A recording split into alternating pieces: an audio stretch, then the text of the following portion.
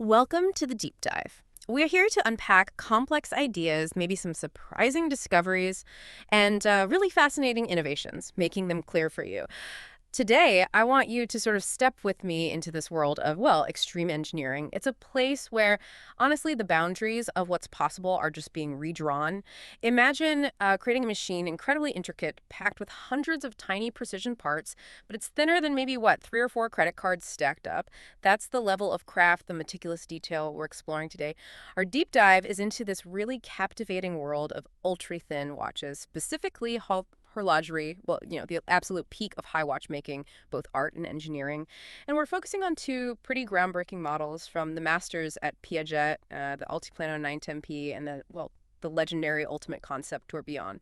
Both are making a really striking statement now in 2025 with this new khaki green and yellow gold look. So our mission today, it's really to understand how Piaget actually does it. How do they get things so astonishingly thin? We'll try and dissect the revolutionary design, the engineering behind them. We'll look at this bold new aesthetic too, and we'll get into that intense ongoing battle, if you like, for the thinnest watch title. What does that relentless push actually mean for innovation? For the whole industry? Yeah, get ready for some insights into, well, maybe never before seen construction methods, a surprising color palette, and even the unique chance for you to potentially personalize one of these incredible mechanical marvels. Okay, so let's unpack this a bit. Piaget, they're definitely not new to this whole ultra-thin thing. I mean, not at all. They've been setting records for thin movement, thin watches for decades now. They really established themselves as, true pioneers in this specialized area. This isn't some recent fad for them. It's like it's woven deep into their history. It goes all the way back to 1957, believe it or not. That year, they brought out their manual winding 9P calibre. That's the term for the watch movement, the engine inside. And it was an incredible 2 millimeter thin. Just wow. Then, only 3 years later, 1960, they followed up with the 12P calibre, an automatic one this time, at 2.3 millimeter. Still incredibly thin for an automatic back then. Right, and if we fast forward a bit, the Altiplano Ultimate Concept, the AUC, that really made waves around 2016. It became the thinnest mechanical watch ever made at that point. So this isn't just about making small watches. It feels more like this continuous, almost competitive drive for engineering excellence. It's a field where records are constantly being challenged, and Piaget's always been right there, hasn't it? Well, absolutely. And what's really fascinating here, I think, is that it's not just about making things smaller or thinner for the sake of it. It's driven by this relentless desire to push the very limits of, well, micromechanics, material science. It's an exercise in extreme engineering. Every single fraction of a millimeter counts. Every part has to be completely rethought. This long history, this dedication, it really sets the stage for the kind of marvels we're talking about today. It provides that crucial foundation. Like you said, they're not just jumping on a trend. They've basically been defining this trend for generations. Okay, so here's where it gets really, really interesting. Let's talk about the Altiplano 910P. This watch genuinely impressed everyone back in 2018 when it launched. It snagged the title, thinnest automatic watch ever made, measuring just, 4.3 millimeters thick, which, just to give some perspective, is unbelievably slender for an automatic watch. They usually need more space for the self-winding bits. So the construction of this 41 millimeter Altiplano Ultimate Automatic, the calibre 910P, it was truly groundbreaking. I've read about these two clever watchmaking tricks. They use the peripheral rotor and the caseback actually being the main plate. Can you walk us through that? How revolutionary were those ideas for getting it so thin? Yeah, absolutely. And clever almost undersells it. These innovations in the 910P, they weren't just tricks. They were more like a paradigm shift in thinking. So first, that peripheral rotor.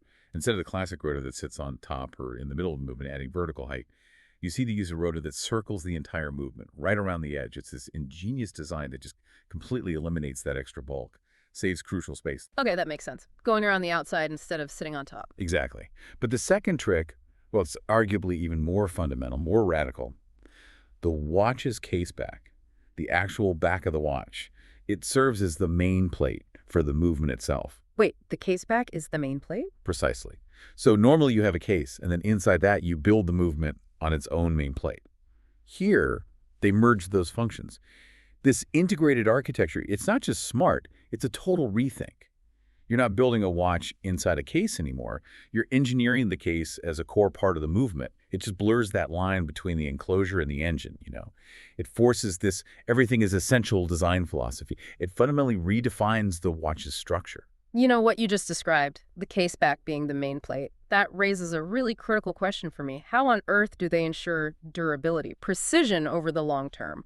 When the fundamental structure is so, well, intimately integrated like that, doesn't that make it incredibly vulnerable to shocks, to just everyday wear? That's a crucial point, absolutely. And it's exactly where that idea of an uncompromised design philosophy really becomes critical. When the case is the main plate, your tolerances, the tiny spaces between parts, become incredibly tight, minuscule. And yes, the potential for external shocks or even slight flexing to affect the movement increases dramatically. So this demands really innovative material choices, like specialized super strong alloys, not just standard metals. And it requires incredibly meticulous manufacturing processes to make sure the watch performs reliably, day in, day out, despite being so extremely thin. Every single component, even if it looks paper thin, has to be incredibly robust. It's a totally holistic approach to engineering.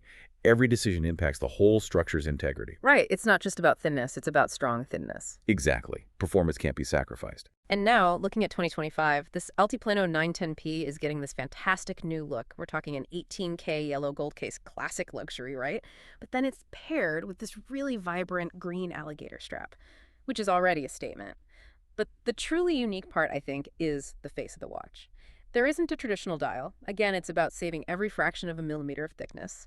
Instead, the whole visible movement, the mechanics you actually see, has been coated in this really stunning khaki green. So the color isn't just sitting on top. It's like an intrinsic part of the watch's engine itself. You see the yellow gold hands pointing to the time on this recessed off-center display.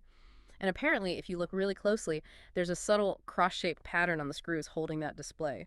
A little nod, directly inspired by the AUC Tourbillon. It shows a kind of cohesive design language across these ultra-thin pieces. And this beauty, it's expected to be around EUR 39,000. Quite a piece. So, okay, for our listeners, what does owning something like this actually mean? What's the experience? Well, I guess it means owning a real piece of watchmaking history, doesn't it?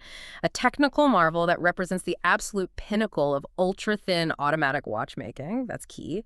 But it also means making a pretty bold contemporary style statement. That unique khaki green and yellow gold combo. It's definitely eye-catching. It's this blend of like cutting-edge engineering and really distinctive design. It really is. It bridges that gap beautifully. Yeah, okay.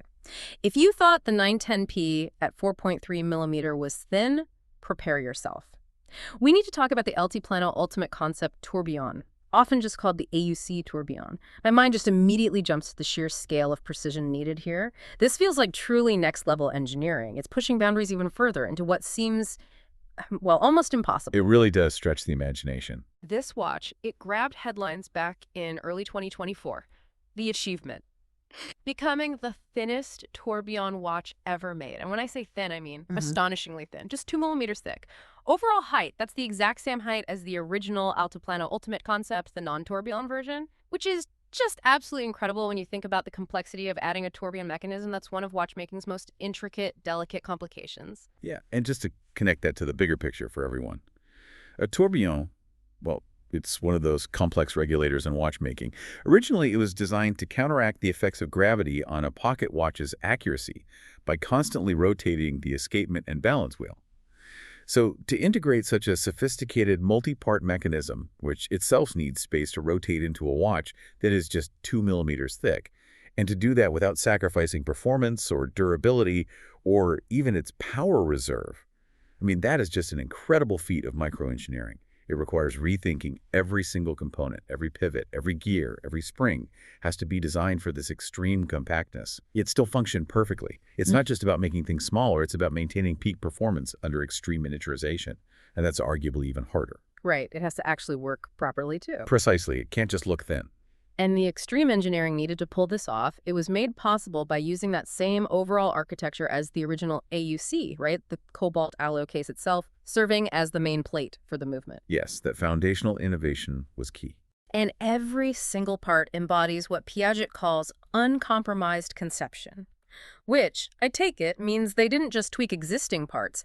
They fundamentally redesigned every single screw, gear, spring, everything from scratch, with ultimate thinness and robustness as the absolute non-negotiable goals. Exactly. No compromises allowed. And there are specific innovations mentioned, like a tourbillon cage that's guided peripherally by ball bearings. tiny ball bearings, I assume. Extremely tiny, yes. Yeah. This eliminates the need for traditional, thicker upper and lower bridges or pivot points for the cage, saving crucial vertical space.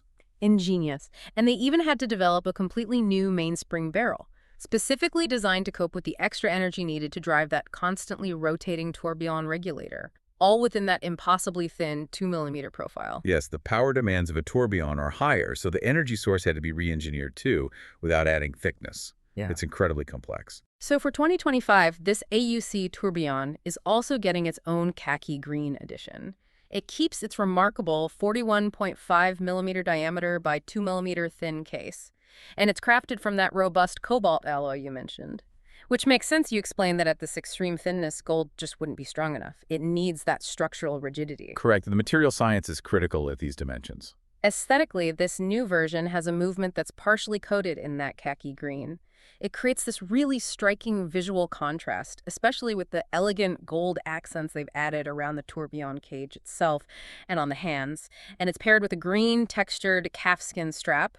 But this one has Kevlar inserts, apparently. Yes. That has durability and a modern, almost technical feel, doesn't it? Yeah. Suits the high-tech nature of the watch. It does. A sporty touch for such a high complication piece. But wait, there's another really exciting development with this AUC Tourbillon. It's joining Piaget's infinitely personal program. Yes. That's a big deal. So it'll sit alongside the original AUC, and even pieces from their Andy Warhol collection, offering this incredibly unique client experience. Through this program, clients will actually be invited to co-create their own AUC tourbillon.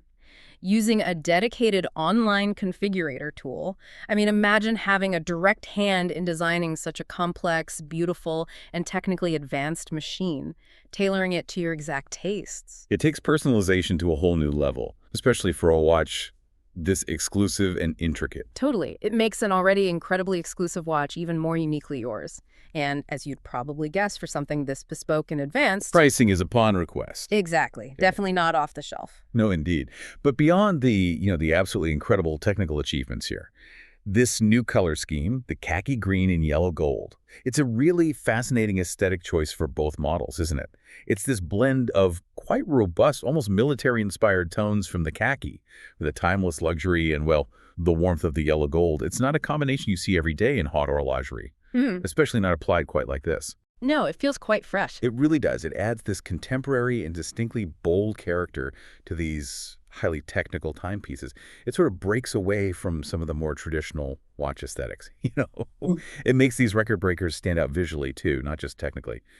And because that green coating is applied directly onto the movement parts rather than just being a separate dial plate, the color becomes this intrinsic, visible component of the watch's mechanical heart. It's integrated right into the engineering that defines its thinness. It creates a truly unique visual depth, I think. So this khaki green and yellow gold combination, it's definitely bold, like you said, but in the world of high watchmaking, which can be pretty conservative sometimes, is it a risk? Does it sort of challenge Piaget's more traditional, elegant aesthetic, or do you see it as more of a calculated statement about how luxury is evolving? That's a really sharp observation. And you're right, Piaget does have this long history of very elegant, often quite classic, sophisticated design. So this color pairing, it does push the envelope a bit, no doubt about it. But I tend to see it as a deliberate statement. Piaget saying, perhaps, that high watchmaking doesn't have to be confined just to traditional silver, white, black, and gold palettes. It signals a brand that's confident enough to merge its incredible technical skill with really contemporary style, maybe aiming to appeal to a newer generation of collectors, people who appreciate both the heritage and a modern aesthetic edge. So I'd say it's more of a calculated evolution, probably, rather than a risky departure. Interesting perspective. Evolution, not revolution, perhaps. Something like that. Now, let's maybe revisit that battlefield context we touched on earlier, because it is important context. We have to acknowledge that both the Altiplano 910P, which, as you said, was the thinnest automatic, and the AUC Tourbillon, which was the thinnest tourbillon, have, since they first set those records, actually been surpassed. Bulgari's Octo Finissimo Ultra now holds the title for the thinnest mechanical watch overall at a frankly staggering 1.8 millimeters. 1.8 millimeters. That's right. And their Octo Finissimo Ultra Tourbillon is now the thinnest tourbillon at 1.85 millimeters. So this constant back and forth, this push and pull, it's really a defining characteristic of this ultra-thin niche in watchmaking. It moves fast. Okay, so that brings us to the elephant in the room, I guess. Yeah. We mentioned Piaget was the thinnest in these categories, but Bulgari has since claimed those absolute records. So in the grand scheme of things, does losing that absolute thinnest title diminish Piaget's status, as pioneers? Hmm. Or does it just highlight how fierce this race actually is? I'm really curious about your take on this. That's the crucial question, isn't it? And it really speaks to the heart of innovation in horlogerie. Look, while the headlines always chase the latest, thinnest record, and let's be honest, it's great marketing. The true lasting value lies not just in hitting a specific number, but in the process of getting there. Piaget's advancements, things like engineering the case as the main plate or that peripherally guided tourbillon cage, these weren't just done to set a record for a moment in time. They represented a fundamental rethinking of watch architecture. Serious innovation. Right, foundational changes. Exactly. These innovations become benchmarks. They set new standards, even if another brilliant brand comes along later and manages to shave off another fraction of a millimeter using perhaps different techniques. So I'd argue it's less about who crosses the finish line first in one particular race, and much more about who developed the new engine technologies, the new approaches that propel the entire sport forward, if you like. Piaget's contributions in ultra-thin watchmaking are absolutely undeniable. They fundamentally expanded what the industry thought was even possible. And that legacy, that technical achievement, it doesn't just fade away when a new record holder emerges. That's a really good way to put it. The innovation itself has lasting value beyond the specific record number. Precisely. Their watches remain incredibly impressive feats of engineering and highly appealing pieces in their own right. And that brings us towards the end of another, I think, really fascinating deep dive. We've explored two quite extraordinary Piaget Altiplano models, the 910P automatic, the AUC Tourbillon. We've looked at their record-setting history, their truly ingenious engineering, and of course their striking new khaki green and yellow gold editions coming for 2025. We really hope you now have a better appreciation for that intricate blend of, well, precision engineering, artistic design, and that relentless spirit of innovation that these ultra-thin watches truly embody.